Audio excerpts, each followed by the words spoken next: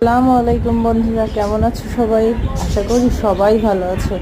আলহামদুলিল্লাহ, আমরাও ভালো আছি। বন্ধুরা, আজ তোমাদের মাঝে নিয়ে আসলাম বানরের গল্প। আজ গিয়েছিলাম ক্যান্টনমেন্ট এলাকায় সবাই মিলে ঘুরতে। যাই হোক বন্ধুরা, যাওয়ার পরে তো পুরাই হতাশ। দেখতে পেলাম অনেক বানর। বানরগুলো অনেক লাফালাফি করছিল এবং অনেক ক্ষুধার্ত ছিল।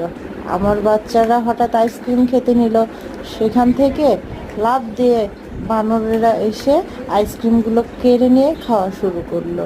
বানর প্রজাতিগুলো এরকমই হয়, তারা কিছু দেখলে কেড়েই খায়। তো বন্ধুরা, তাদের তো আসলে আমাদের মতো সভ্যতা জ্ঞান নেই।